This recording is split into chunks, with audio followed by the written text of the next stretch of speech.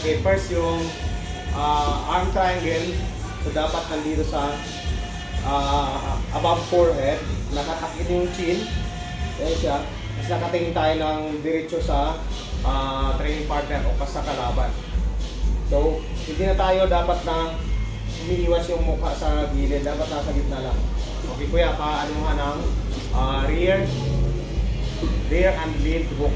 Okay? Go 3, bam, bam. Okay? 4, bam, bam. 5, bam, bam. Okay? So, napansin natin, hindi ako sumisilip sa gilid. Nasa gitna lang yung mukha ko.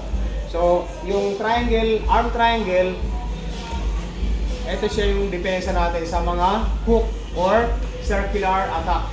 No? So, yun yung arm technique, arm defense number 1, the arm triangle defense.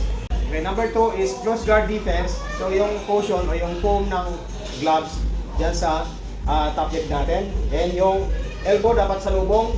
So, pagka nakasalubong yan, mayroong space dito maliit, doon mo sisilipin, doon mo titinan yung kalaban. Again, huwag kang sisilip sa gilid. Okay? So, ang against sa jab cross combination. Okay? Alright, so from fighting stance, go kaya, 1, 2, go, 1. Then bukas, 2, 3, 4, 5. Okay, so, yung bigat ko, halos 70-80% nasa lead foot ko. No? Parang sa ganun pagka sinuntok ako, kahit malakas, hindi ako mabubuwal. Okay, one more time nga kuya. Go, 1. Okay, then open, 2. Yun, para ma-develop din yung timing. Okay, so yun yung paggamit ng arm defense number 2, the close guard defense. Third, long arm defense. Ito yung ina-atake ka na ng sunod-sunod ng mga hook punch. No? So, halimbawa, na-corner na ako. Okay? Halimbawa, na-corner na ako na ganito. So, ina-atake ako, tuloy-tuloy na hook punch. Ayan. Go, tapos palapit siya. Ayan. Okay. So, yan siya.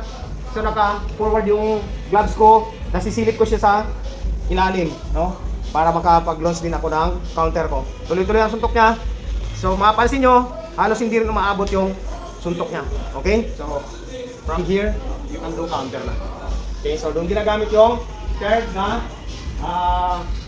arm defense, the long arm defense. Okay, next is pari. Maunang isuntok yung jab. Itong right hand ko ang ipapari ko. Pagka galing sa cross, yung lead, no? Yung lead ang gagamitin ko. Okay?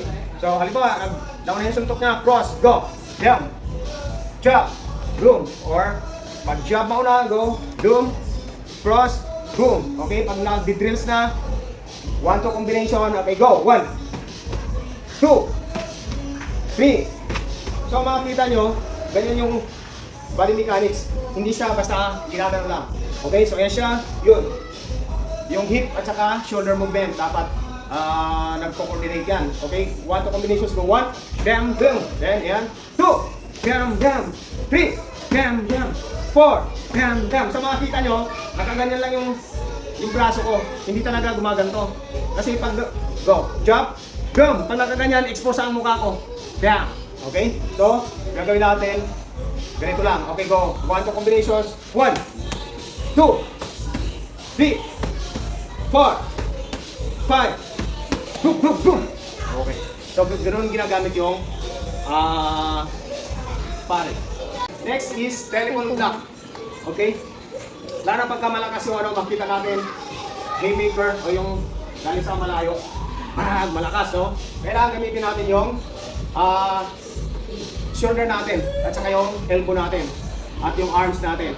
Okay? So, yung cushion o yung foam ng gloves, kailangan abot sa batok. Kasi yung suntok na ganon, wild hook or overhead, sometimes hindi tumatama sa mukha, lumalampas sa back of the head tumatama. Delikado yun, baka ma-knock out tayo sa ganong suntok. Okay? So, ganito siya ginagamit against sa rear overhead punch. Okay? Go. 1, 2, yun. So, dapat ganun yung takot talaga yung back of the head. Okay? Ready? 2, 2, okay? 3, 2, 4, 2. So, nandito din yung isa kong depensa. Kasi baka biglang mag-launch ng jump. So, sarado dapat yan. Okay? Okay, one more time. Ready? Go! Yun. 2, 3, 4, 5. Yun. Okay?